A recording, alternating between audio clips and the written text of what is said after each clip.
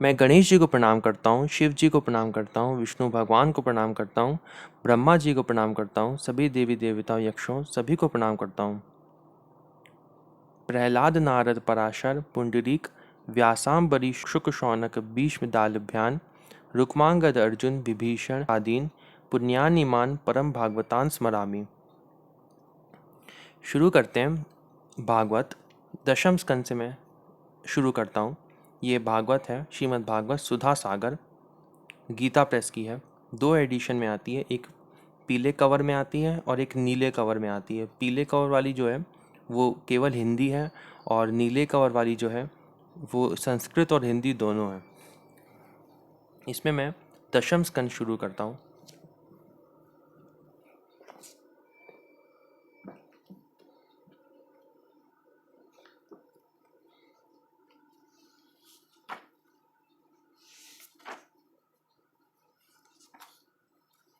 दशम स्कंद से ही मेन श्री कृष्ण का पूरा जीवन हम पढ़ेंगे। इसमें श्री कृष्ण भगवान का परिचय, जीवन उनके बारे में पढ़ेंगे, उनके अवतार की लीलाएं।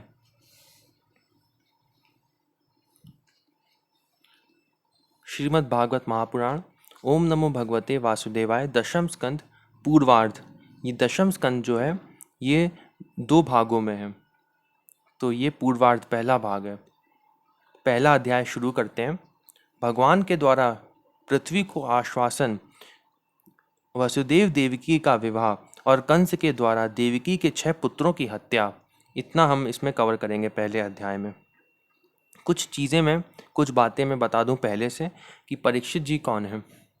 परीक्षित जी जो हैं वो अर्जुन के पुत्र थे अभिमन्यु, और अभिमन्यु के पुत्र हैं परीक्षित जी।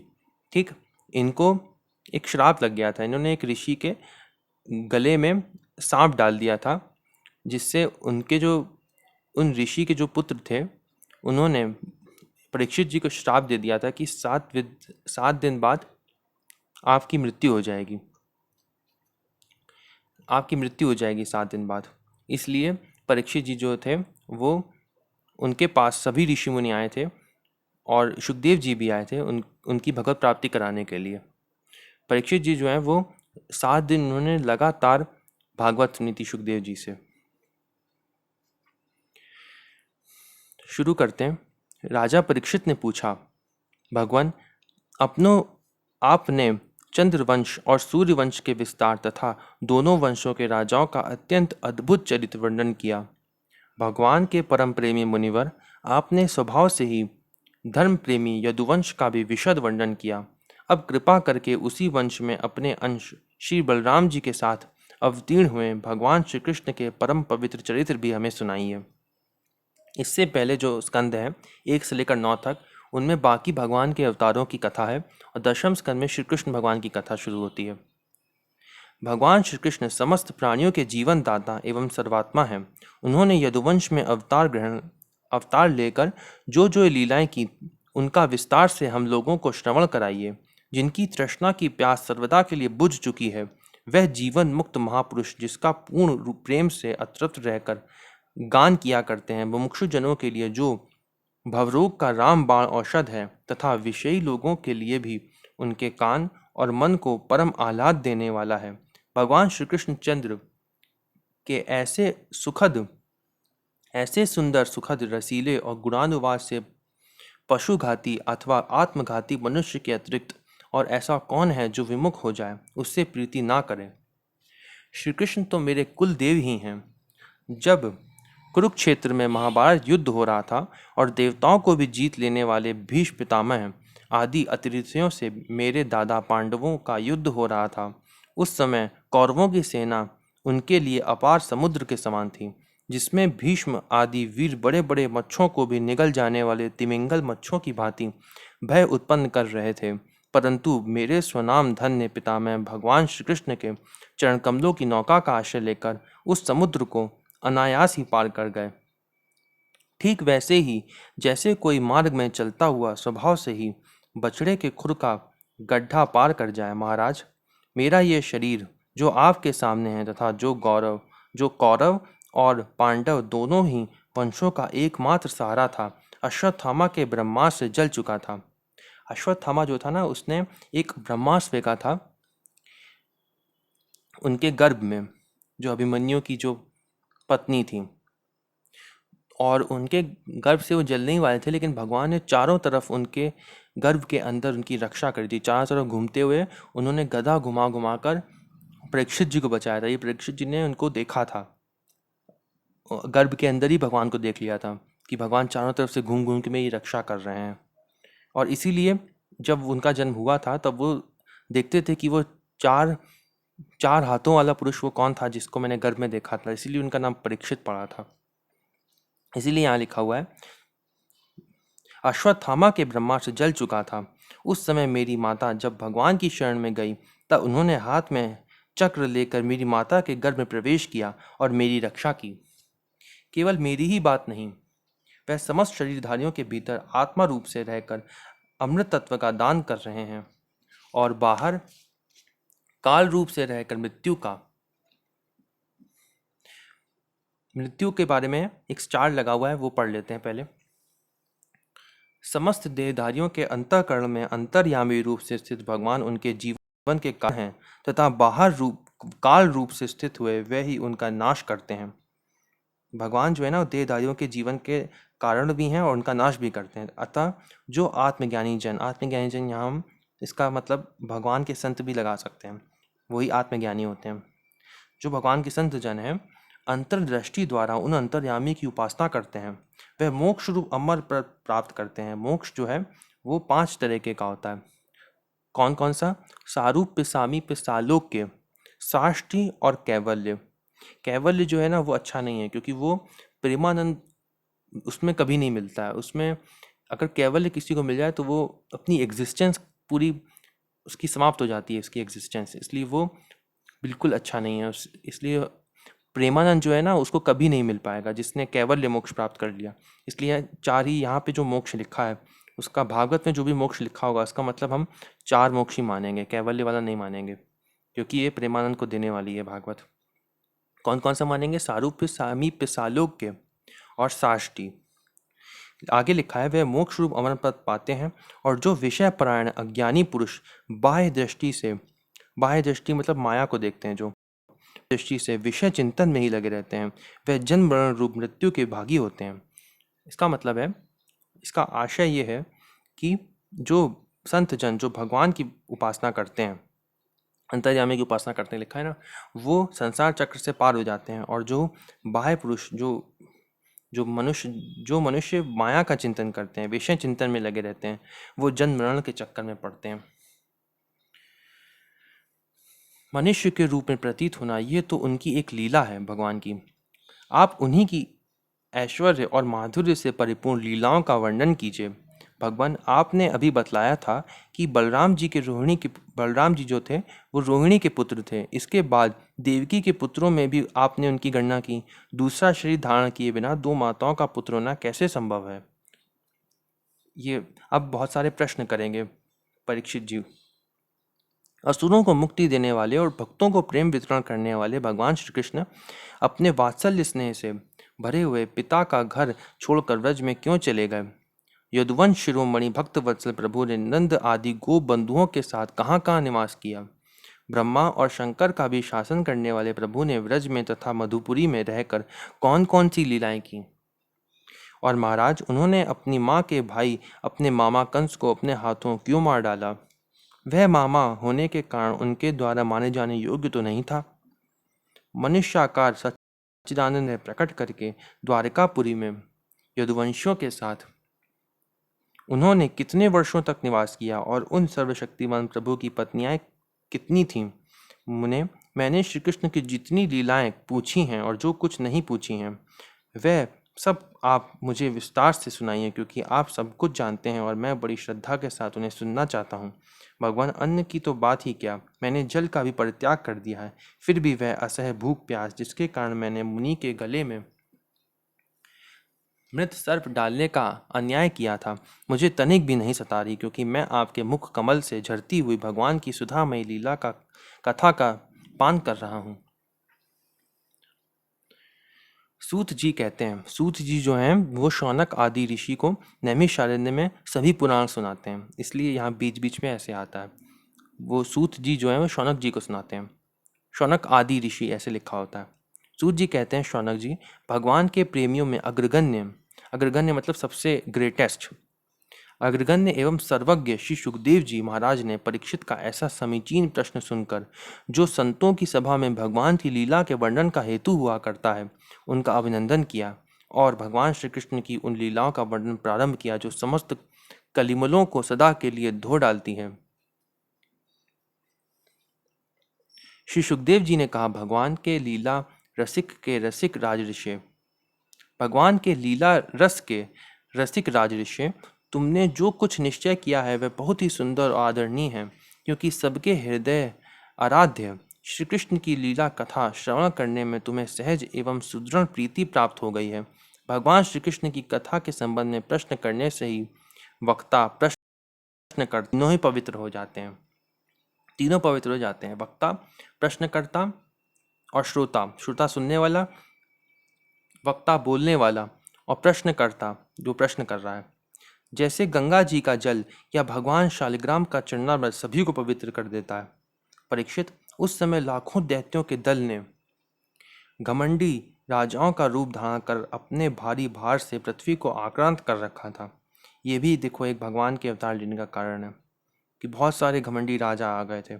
उससे त्राण पाने के लिए वह ब्रह्मा जी की शरण में गई, ब्रह्मा जी की शरण में गई जो पृथ्वी थी।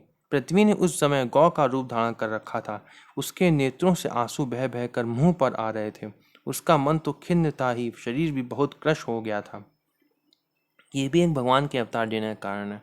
भगवान के अवतार लेने के बहुत सारे कारण होते हैं, उसमें से एक ये भी है। मेन कारण क्या है अभी वो मैं बताऊंगा। वह बड़े करुण स्वर से रंभा रही थी। ब्रह्मा जी के पास जाकर उसने उन्हें अपनी पूरी कष्ट कहानी सुनाई। ब्रह्मा जी ने बड़ी सहानुभूति के साथ उसकी दुख गाथा सुनी। उसके बाद वह भगवान शंकर स्वर्ग के अन्यान्य प्रमुख देवता तथा गौ के रूप में आई हुई पृथ्वी को अपने साथ लेकर क्षीर सागर के तट पर गए। भगवान देवताओं के भी आराध्य देव हैं। वे अपने भक्तों की समस्त अभिलाषाएं पूर्ण करते और उनके समस्त क्लेशों को नष्ट कर देते हैं। वही जगत के एकमात्र स्वामी हैं। क्षीर सागर के तट पर पहुंचकर ब्रह्मा आदि देवताओं ने पुरुष सूक्त के द्वारा, ये पुरुष सूक्त जो है ये वेदों में भगवान की स्तुति है, ठीक है। आगे लिखा है, पुरुष सूक्त के द्वारा उन्हीं परम पुरुष सर्वंतर्यामी प्रभु की स्तुति की। स्तुति करते करते ब्रह्मा जी समाधिस्थ हो गए।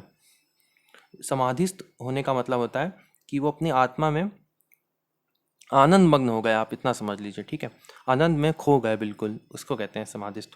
अभी इतना ही समझ लीजिए, हो गए। उन्होंने समाधि अवस्था में आकाशवाणी सुनी। इसके बाद जगत के निर्माणकर्ता ब्रह्मा जी ने देवताओं से कहा, देवताओं, मैंने भगवान की वाणी सुनी है, तुम लोग भी उसे मेरे द्वारा अभी सुन लो और फिर वैसा ही करो।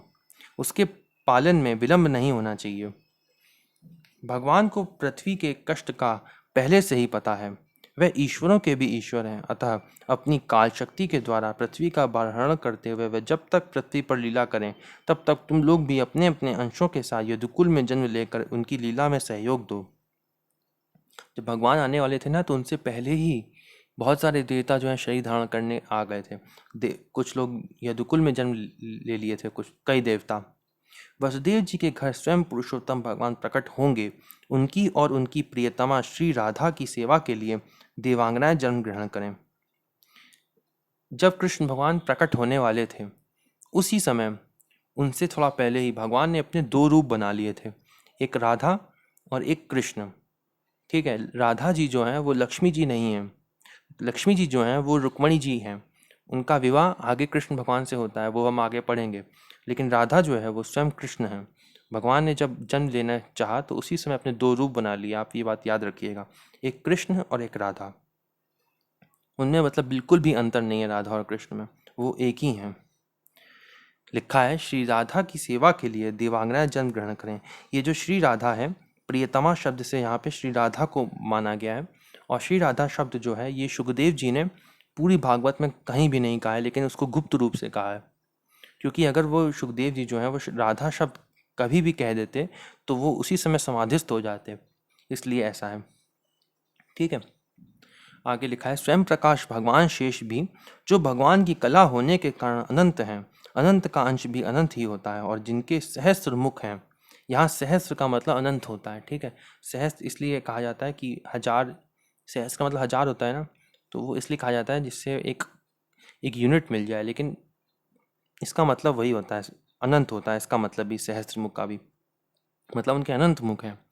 भगवान के प्रिय कार्य करने के लिए उनसे पहले ही उनके बड़े भाई के रूप में अवतार ग्रहण करेंगे। ये सब बता रहे हैं ब्रह्मा जी देवताओं को। भगवान की वह ऐश्वर्यशालिनी योग माया भी, योग माया जो है ये भगवान की एक शक्ति है। भगवान की 3 शक्तियाँ होती हैं, एक जीव शक्ति, एक माया शक्ति और एक योग माया, जिसको पराशक्ति भी बोलते हैं। ये योग भी है, ठीक है। और माया जो होती है वो जड़ होती है, वो अपने हिसाब से कुछ नहीं कर सकती, और ये अपने हिसाब से भी कर सकती है। इसकी डेफिनेशन जो है, परिभाषा जो है शास्त्रों में इस तरीके से दी है कि ये ऐसी शक्ति है जो कुछ भी कर सकती है। ठीक है, कर्तुम अन्यथा कर्तुम इस तरीके से लिखा हुआ है शास्त्रों में। योग माया भी जिसने सारे जगत को मोहित कर रखा है, उनकी आज्ञा से उनकी लीला के कार्य संपन्न करने के लिए अंश रूप से अवतार ग्रहण करेंगी। ये योग माया जो है उसको आप लक्ष्मी जी समझ सकते हैं। ठीक है, लक्ष्मी जी ही योग माया है। श्री सुखदेव जी कहते हैं, परीक्षित, प्रजापतियों के स्वामी भगवान ब्रह्मा जी ने देवताओं को इस प्रकार आज्ञा दी और पृथ्वी को समझा बुझाकर ढांढस बंधाया। इसके बाद वे अपने परम धाम को चले गए। प्राचीन काल में यदुवंशी राजा थे शूरसेन। वे मथुरापुरी में रहकर माथुर मंडल और शूरसेन मंडल का राज शासन करते थे। उसी समय से मथुरा ही समस्त यदुवंशी नरपतियों की राजधानी हो गई थी। भगवान श्री हरि सर्वदा वहाँ विराजमान रहते हैं। एक बार मथुरा में शूर के पुत्र वसुदेव जी विवाह करके अपनी नवविवाहिता पत्नी देवकी के साथ घर जाने के लिए रथ पर सवार हुए। उग्रसेन का लड़का था कंस। उसने अपने चचेरी बहन देवकी को प्रसन्न करने के लिए उसके रथ के घोड़े की रस्सी पकड़ ली, मतलब वह सारथी बन गए। वह स्वयं ही रथ हाँकने लगी। यद्यपि उसके साथ सैकड़ों सोने के बने हुए रथ चल रहे थे। देवकी के पिता थे देवक। अपनी पुत्री पर उनका बड़ा प्रेम था। कन्या को विदा करते समय उन्होंने उसे सोने के हारों से अलंकृत 400 हाथी, 15,000 घोड़े, 1800 रथ तथा सुंदर सुंदर वस्त्राभूषणों से विभूषित 200 राजसुकुमारी दासियां दहेज में दी। विदाई के समय वर वधू के मंगल के लिए एक ही साथ शंख, तुरही, मृदंग और दुंदुबियां बजने लगीं। मार्ग में जिस समय घोड़ों की रास पकड़कर कंस रथ हाँक रहा था, उस समय आकाशवाणी ने उसे संबोधन करके कहा, अरे मूर्ख, जिसको तू रथ में बैठाकर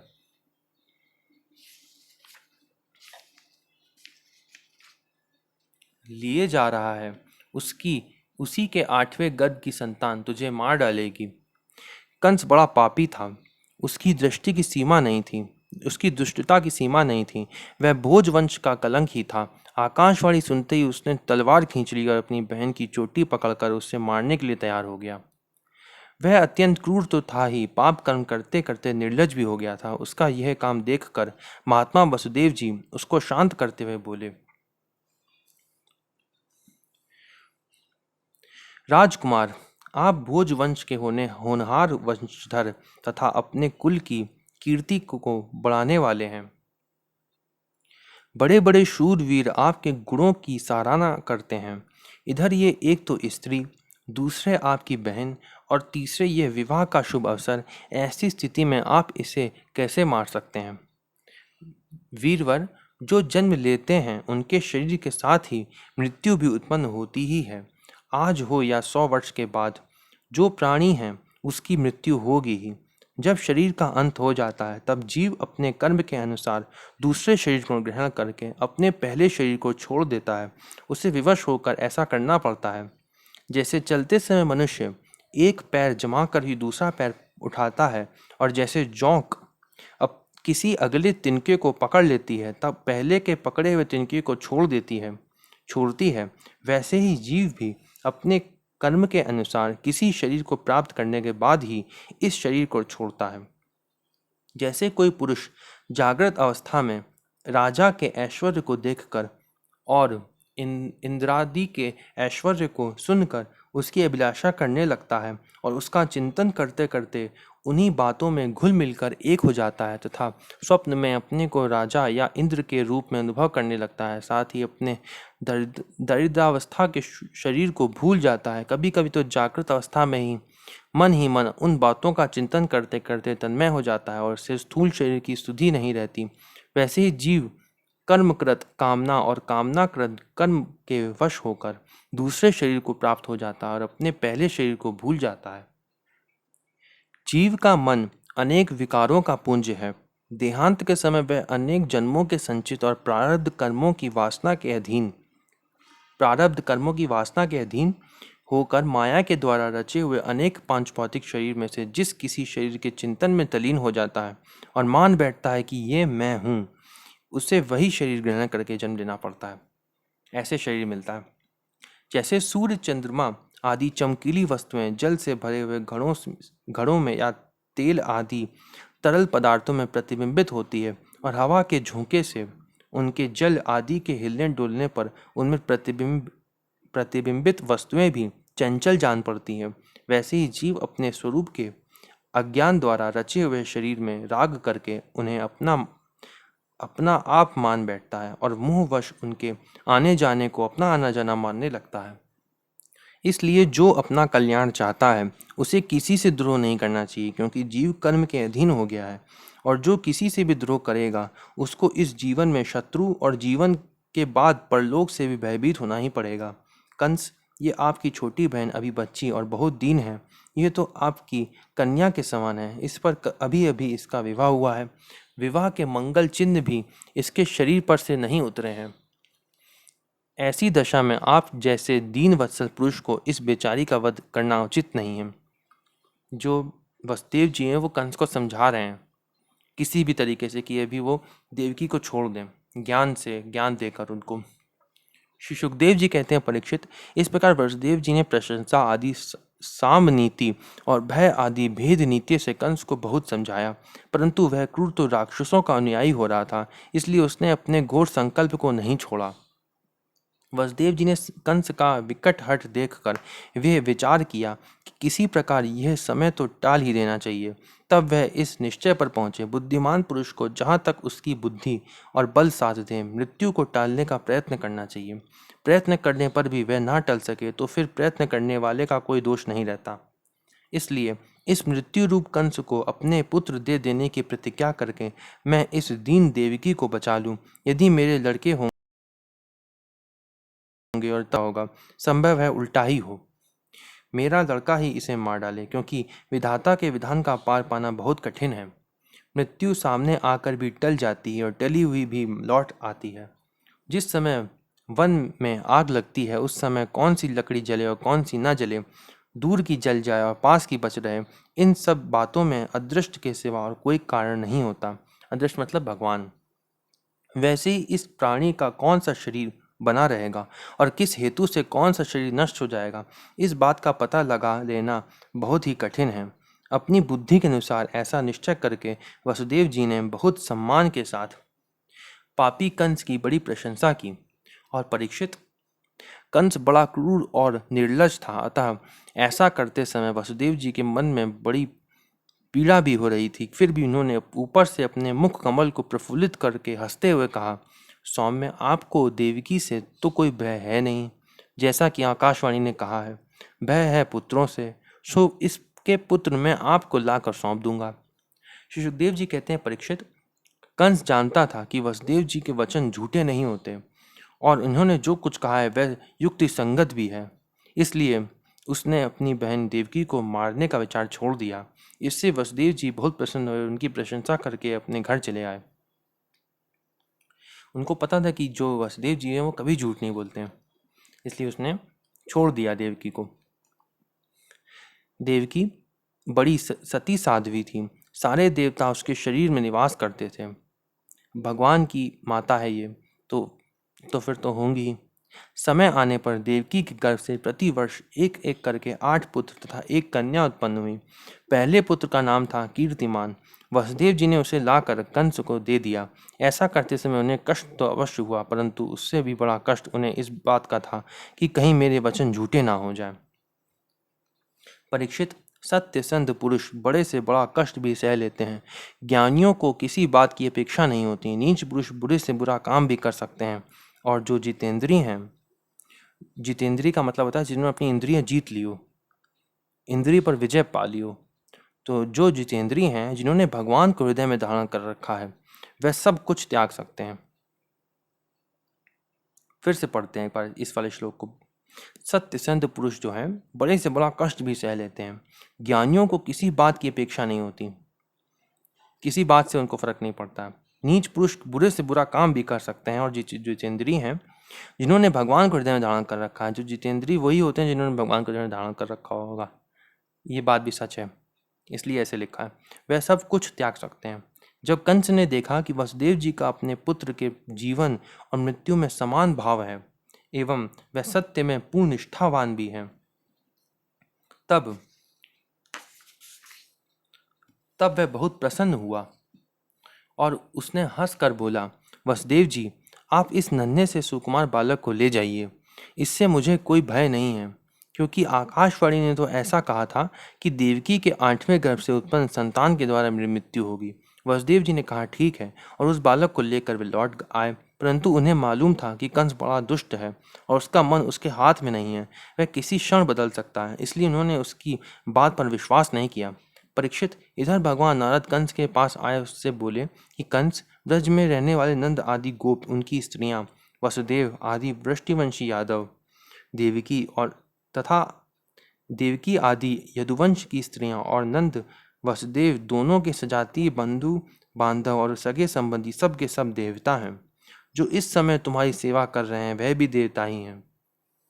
उन्होंने ये भी बतलाया कि दैत्यों के कारण पृथ्वी का भार बढ़ गया है, इसलिए देवताओं की ओर से अब उनके वध की तैयारी की जा रही है।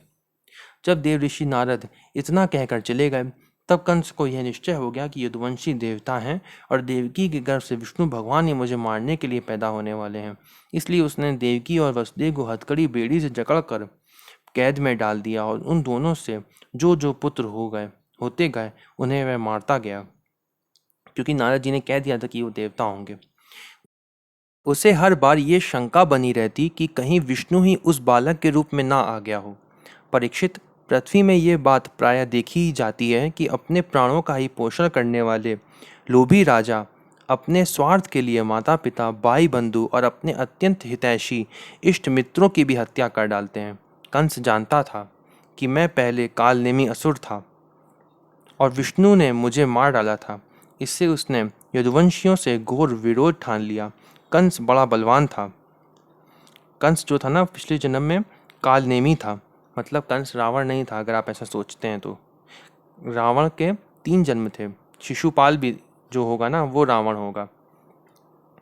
और हिरण्याक्ष था, हिरण्यकश्यप और हिरण्याक्ष जो आए थे वो भी रावण था, लेकिन कंस रावण नहीं था।